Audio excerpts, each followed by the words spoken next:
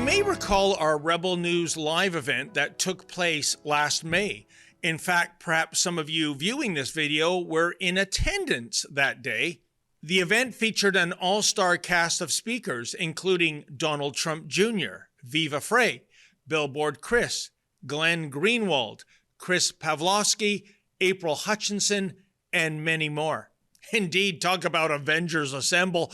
And it was all in an effort to deliver a message to the Justin Trudeau Liberals that Canadian censorship has gone too far, and yes, the world is watching. Our gala quickly sold out, and as far as I could tell, all 400 attendees had a jolly good time. But you know, the story behind the story of putting on the Rebel News live event is perhaps even more noteworthy than what actually took place on stage that day. The crux of the matter is this: law enforcement and government agencies were doing everything they could to censor our event by shutting it down. You heard correctly. The forces that be wanted to censor a free speech event. In fact, they wanted to cancel it outright. Here's the skinny. The venue hosting our Rebel News live event was situated in Downsview Park in northwest Toronto. Downsview Park is a former military base. It's now a multi-use facility operated by Canada Lands, which is a federal crown corporation. Now, this was problematic for the Justin Trudeau Liberals, whose hatred for Rebel News is nothing short of visceral. We can't get into their press conferences. We're banned from the House of Commons. Heck, even asking a cabinet minister an impolite question on a public sidewalk can lead to the false arrest of a Rebel News reporter, with a little assault thrown in on the side, of course. The point is, the Justin Trudeau Liberals loathe Rebel News almost as much as they hate democracy, because unlike the trained seals in the mainstream media, we are not bought and paid for. So it was downright galling to the Liberals that we would host a free speech event on a plot of land they considered to be their home turf. They really are that petty. They sure got creative in their censorious ways. Canada Lands informed us we had to pony up $50,000 so that several armed police officers could be hired for security reasons. Security reasons? What's that about? We were hosting a forum regarding free speech and censorship. How was this a public safety issue? That $50,000 extortion fee was a potential economic death penalty. Our event was not going to generate that kind of coin. And for us to squander it on unneeded security, it would kill the Rebel News live event. And Canada Lands was likely fully aware of this. They really didn't care about the moolah. They just wanted us to go away. Oh, and by the way, if there were truly any credible threats of violence that might have occurred that day, and trust me, nothing materialized, not even an illegally parked car. Since when does a venue have to pay the police to enforce the law? Don't the police already get paid nicely for that? For example, last time I checked, there's always a big police presence at Bathurst and Shepherd in Toronto every Sunday morning. That's where the pro-Hamas hooligans chant for genocide, display swastikas, and honor Sinwar, the October 7th massacre mastermind. They desperately want a confrontation by goading the pro-Israel people across the street in this heavily Jewish area. But are the assorted Hamasholes ever invoiced by the police? Are you kidding me? On cold days, the boys in blue reimagine themselves as Uber Eats drivers to deliver the Islamists coffee and Timbits. Then again, Hamas runs the Hogtown Cobb shop these days. Not that our pathetic police chief, Myron Semkiw, gives a rodent's rectum. Anyway, thank goodness that our friends at Rumble decided to foot that outrageous policing bill so that the show would indeed go on. That's how committed Rumble is to free speech, by the way. And much to the shock and surprise of the goons at Canada Lands, we called their bluff, paid their extortion, and the show was back on the rails. But you know what? In the aftermath of our conference, it turns out that the attempt to torpedo our event was far worse than we could ever have imagined. Here's the deal, folks. We filed a Freedom of Information request seeking documents from the Toronto Police Service to find out why a little freedom of speech conference was deemed to be such a clear and present danger in the first place.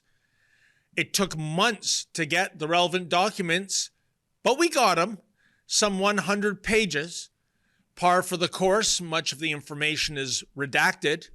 But what is readable is equal parts weird and disturbing.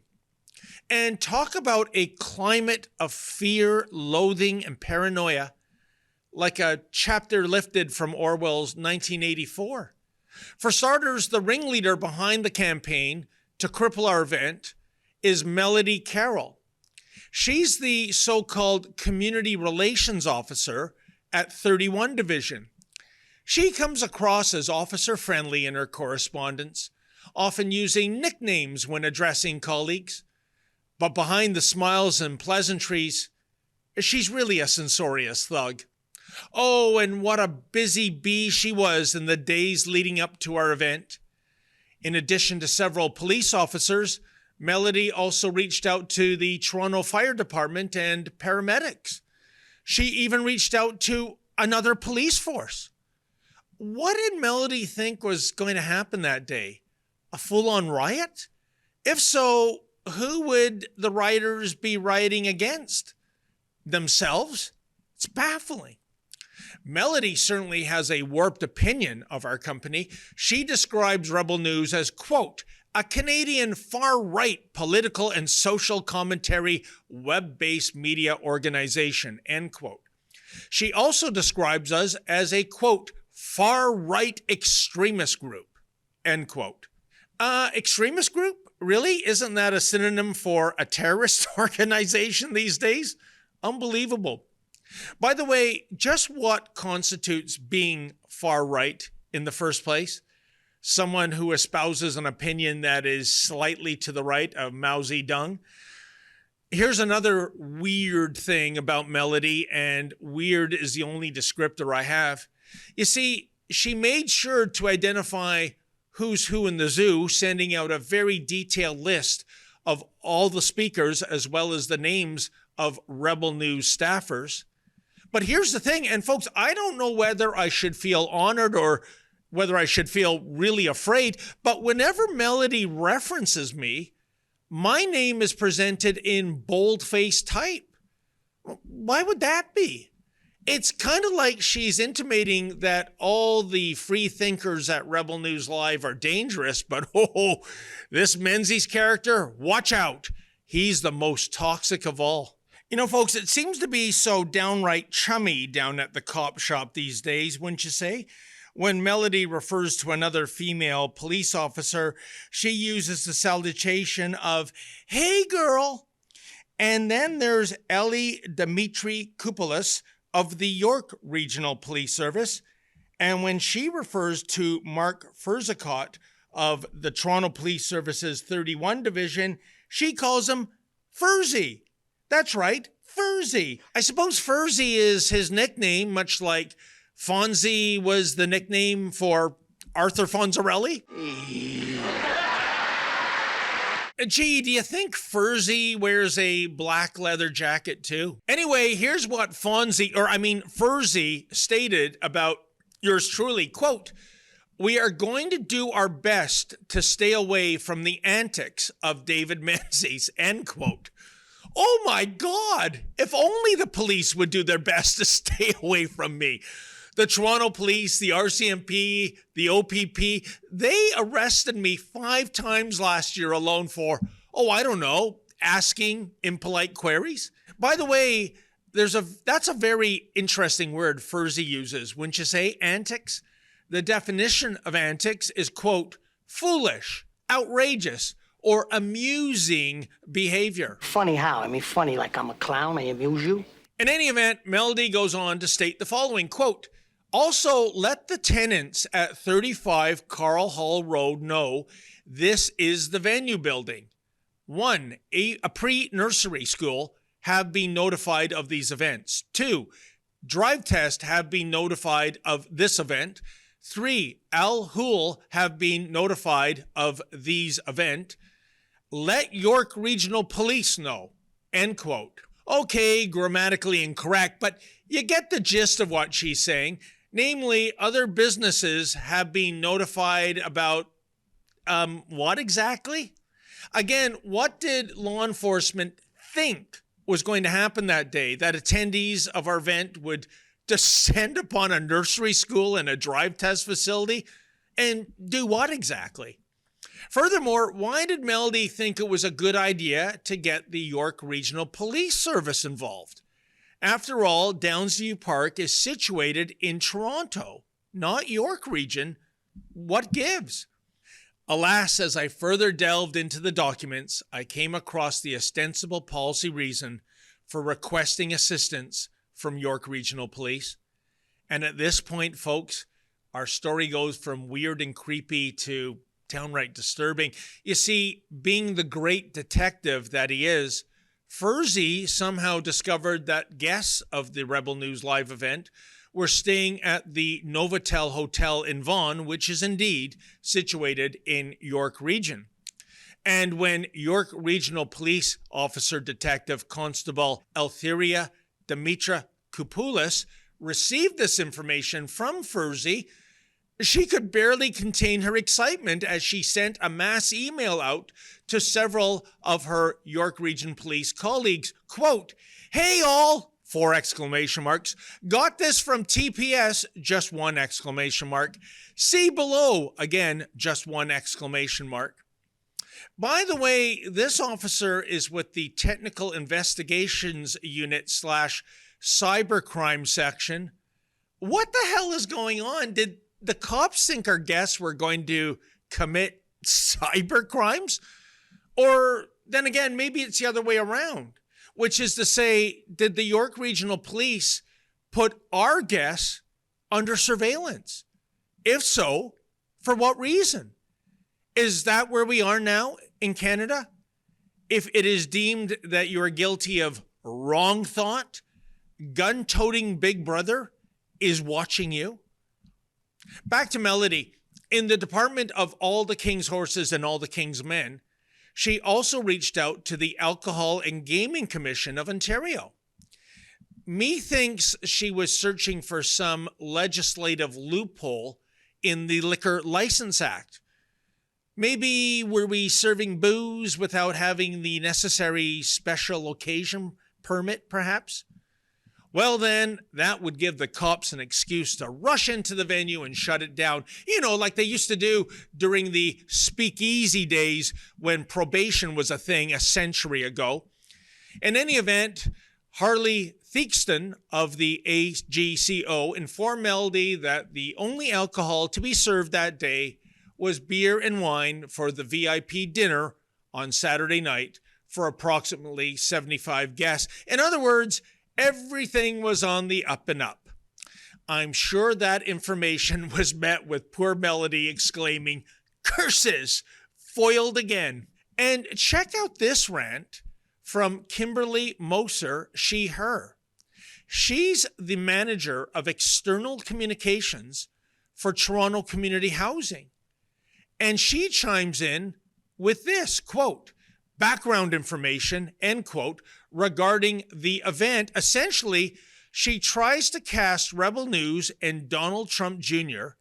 in a very negative light. But what's the deal with that?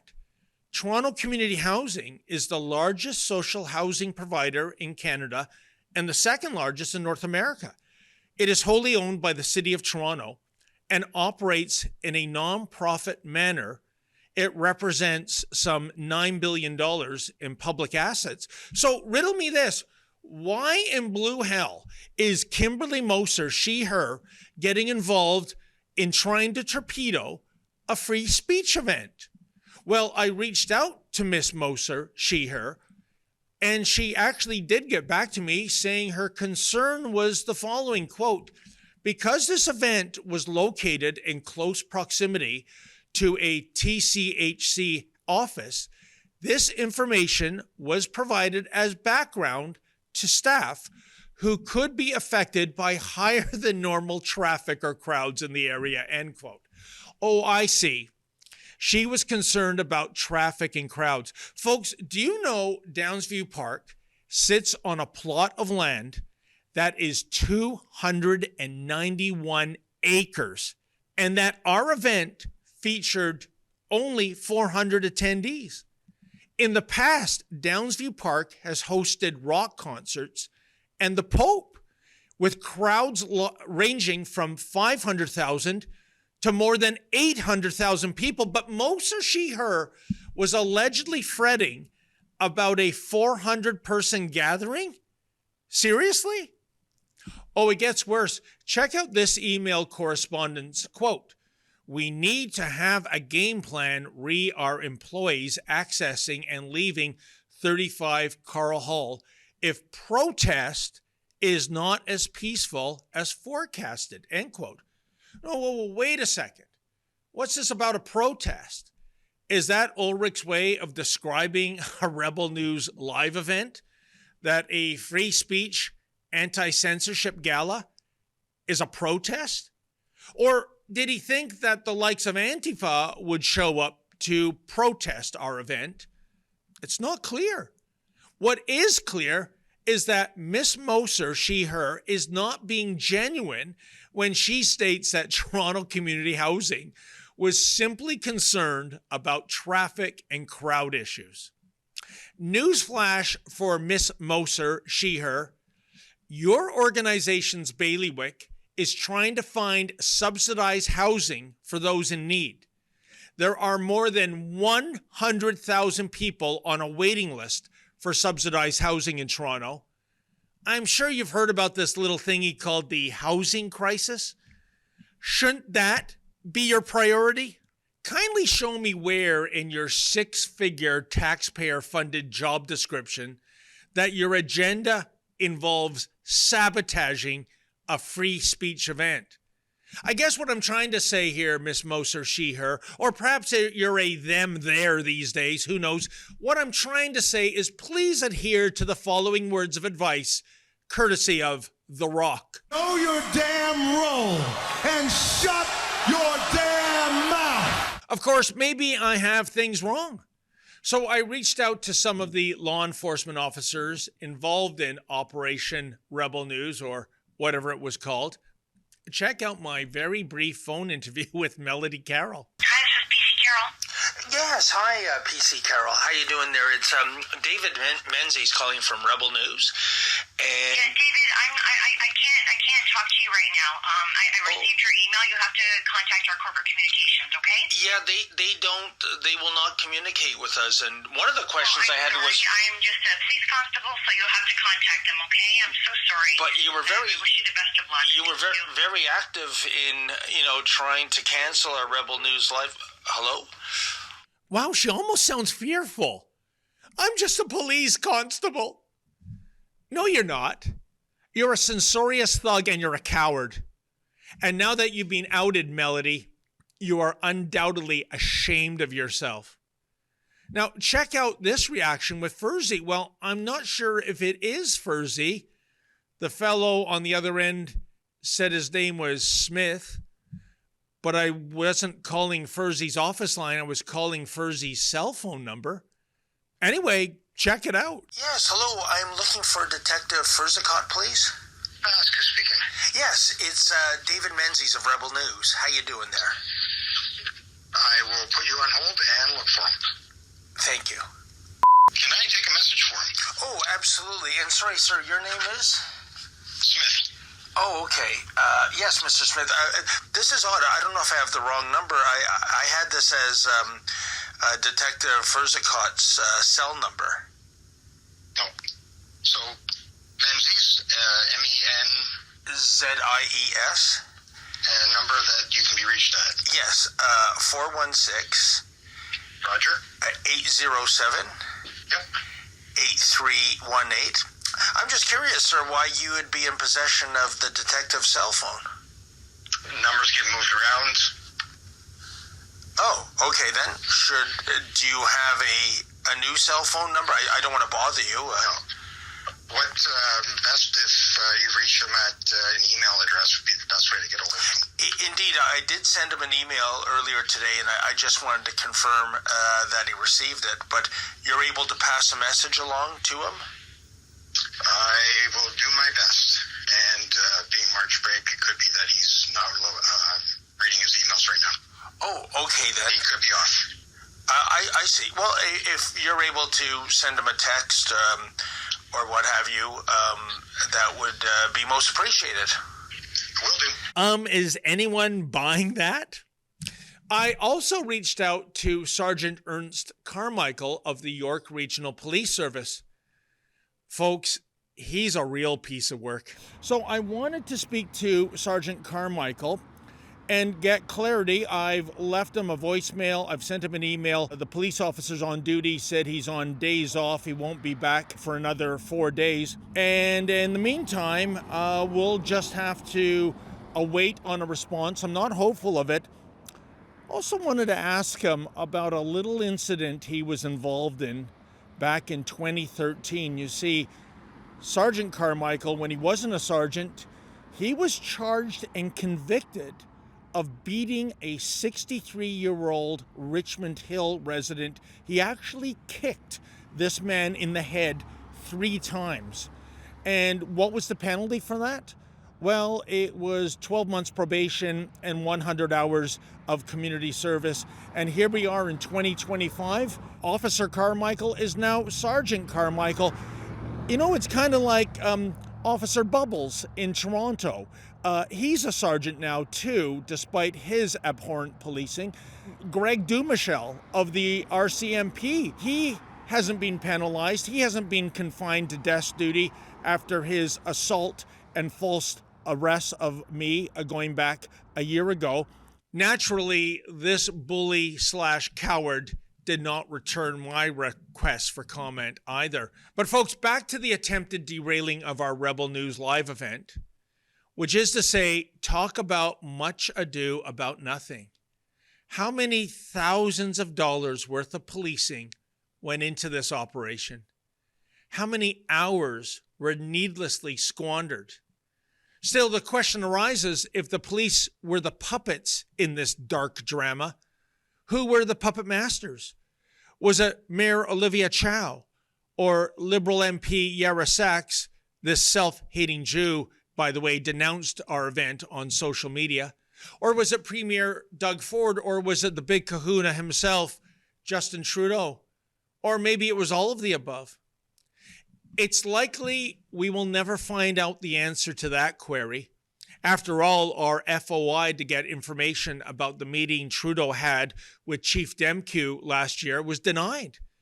Don't you find that odd? Especially since the chief does not answer to the Prime Minister? Really, why the lack of transparency? Why the secrecy? And the insult to injury is this. The Greater Toronto Area is experiencing the greatest crime wave in its history. And yet the powers that be thought that a little free speech conference was a threat to security and public safety. What were they thinking?